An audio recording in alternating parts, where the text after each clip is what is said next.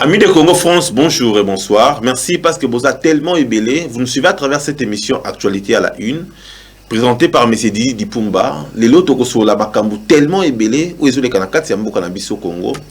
Les Américains ont décidé autrement sur Joseph Kabila et puis na serviteur nae Nanga. Oyo lelo boebi a oti kotia en place ba machine à voter. Or ba machine wana ezande ba machine à tricher. Tokoyeba yango makambo nini oyo ba américain Donald Trump niki allait ba décider sur Corneille Nanga et puis sur la RDC par rapport à ba élection où normalement il faut ça le 23 décembre 2018. Tokoyeba pe lisusu makambo sur les kanakati ya Bandundu nini si la kate population ya Bandundu baza ko s'inquiéter makasi. Bazomona tout le temps ba vache bangombe ezo kota ebele bazo ebate eza ya nani.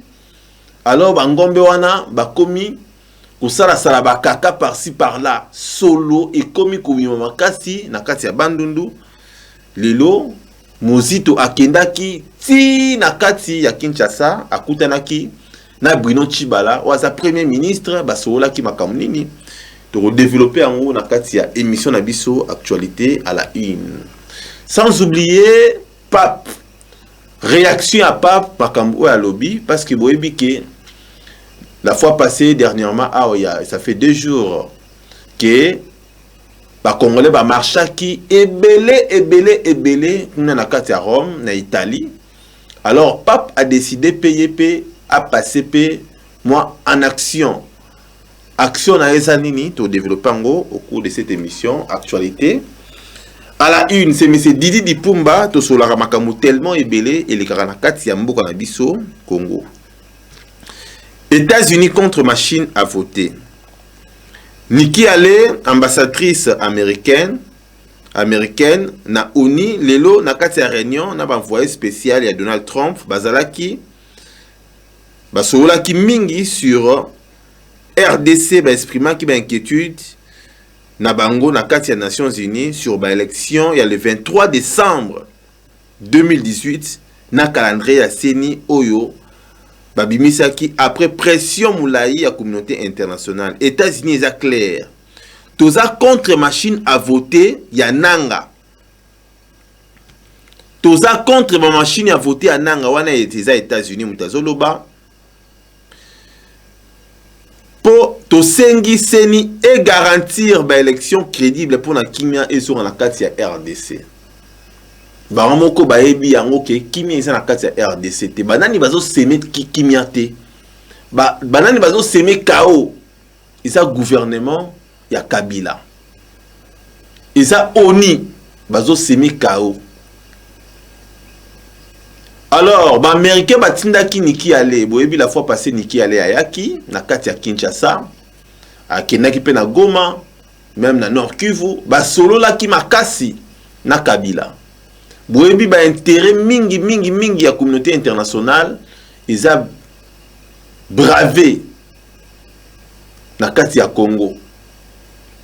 Alors, il faut pe koyeba ke mundele soki ozo travailler na ye akolinga te o salirié akolinga a garder personnalité na ye ata yo zo yiba na yo mais ko yiba te elakisa ndenge ezo lakisa na Kabila. Le monde entier ezo comprendre que Kabila a sa manipulé na ba occidentaux.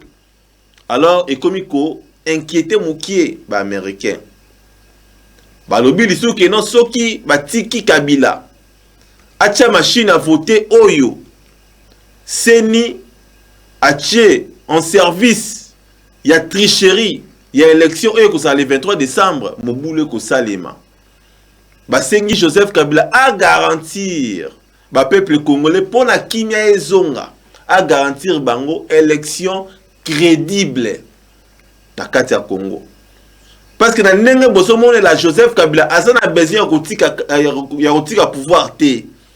Mutu o azana besoin kotika pouvoir à organiser une élection et puis il y a quelqu'un na kati ya Sénat a commis sénateur à vie ndenge selon constitution et comment. Alors Joseph Kabila lingi bongote alingi atika na kati ya pouvoir soka ko kufa na kufa boyebi ba crime ebele o esalami na kati ya Congo et kokuya na mutu ya Joseph Kabila. Ndenge ba crime o esalamaka na Centrafrique et koulela na mutu ya Jean-Pierre Mbemba comme quoi troupe na ye bango nde mutu batindaki Jean-Pierre Mbemba mutu atindaki troupe na ye kuna na Centrafrique baboma ba population kuna yon bakangela réseau bakangela Jean-Pierre Mbemba na CPI. Kabila pe azobanga ke oya yepe tour eya parce que na lobaka ngo na émission kuta koleka ke mutu na mutu azalaka na tour na ye. Joseph Kabila azobanga ayebi ke soki alongwe CPI direct sans explication. En tout cas, merci beaucoup. Pour développer les sous-sujets oyo, très chers amis téléspectateurs, ya bangombe bazokota makasi na kati ya Bandundu, population ya Bandundu ba leli makasi baza ko s'inquiéter. Tout monde qui déjà chef moko kuna na kati ya Bandundu alobaki oyo eklekaki na kati ya Kasai. Isa parce que bato ya Kasai balalisa kimisu mais oyo ekoleka na kati ya Bandundu ekozala benda bika parce que ti lelo na ero na zolo banabino bangombe bazokota kaka muzito akendaki tina kati ya Kinshasa asolei na Bruno Chibala abisi Bruno Chibala kino aza ko s'inquiéter population za ko s'inquiéter Bruno Chibala ba identifier batu oyo bazoya na bangombe wana. Alors déjà na réalité na normalité baza na ba papier te bazokota illégalement na kati ya mboka na biso Congo. Bazoyi bate bangombe yango ya banani ya ba congolais to ya Joseph Kabila nde alingi olie amona batu ba vivre bien na Congo ya sana besoin mona nde bangombe yepo na ye bangombe ça sacré mais ba congolais ba ça sacré te parce que bangombe ba komi ko kota na désordre na kati ya Bandundu ba komi ko inquiéter ba population mais Joseph Kabila zo lobate Joseph Kabila azo tinda batu ba kotisa bangombe parce que ba yebike il faut ba soldats ba militaires baza déjà prêt parce que tant ba ko activer projet na bango bientôt là mboka eyinda yango wana projet na bango oyo bazo sala pour na ba déstabiliser à nouveau la RDC. Noti kolobango awa ba américain ba yebi wana parce que ils sont derrière ça. Ba belge ba français ba yebi wana parce qu'ils sont derrière ça. Mais ba koloba nini parce que ba intérêt za wana. Les américains, les occidentaux, la communauté internationale, ils sont là que pour les intérêts. Pas d'intérêt, pas d'action. Ils sont là que pour ba servir bango ba intérêt na bango.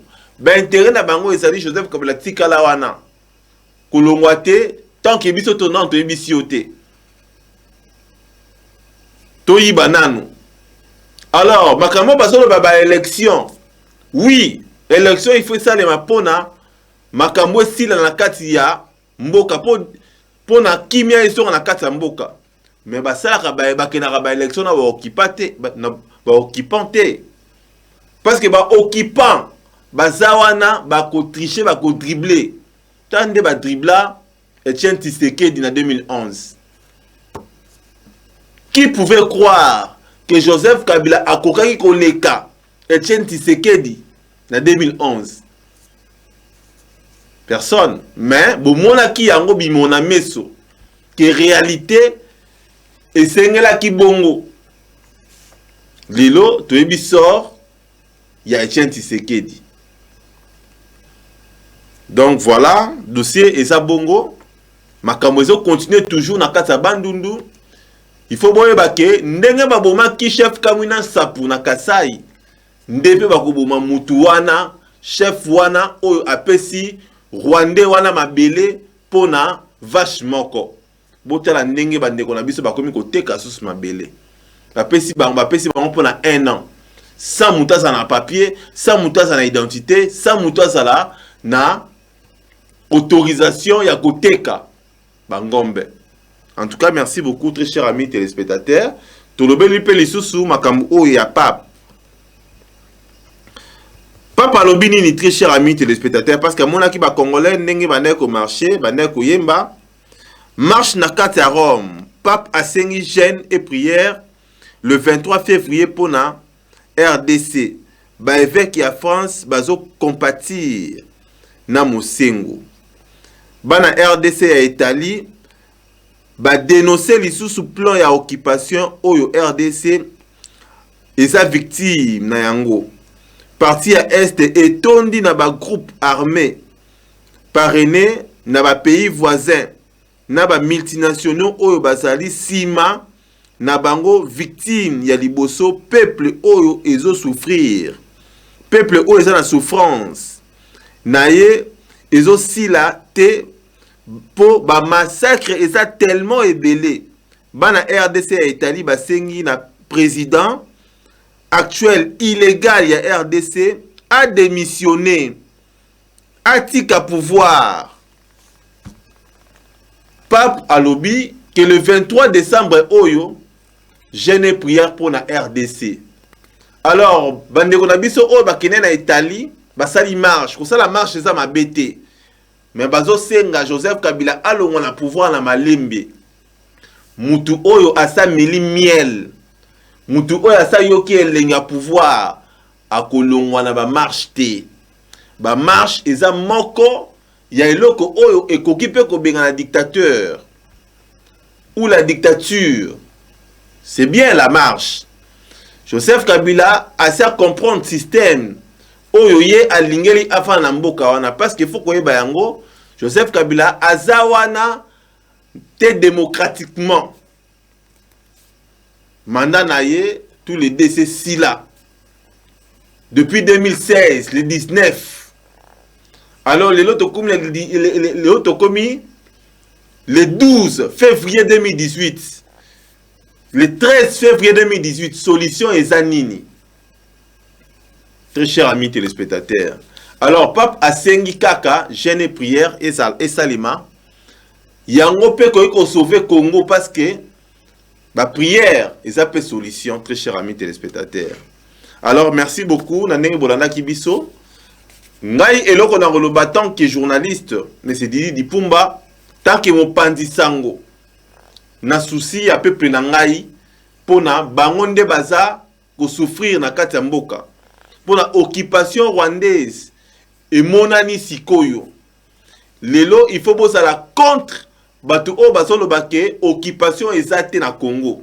Il faut bosa la contre très cher ami téléspectateur batu basolo bake bangombe wana ezande pona ba congolais. Il faut bosa la contre très cher ami téléspectateur na batunyo surtout oyo bazo faciliter monguna aboma ba peuple congolais. Bozo yebi bango déjà, bo yebi bango. Na kotanga bakomo la bango te po e la polémique.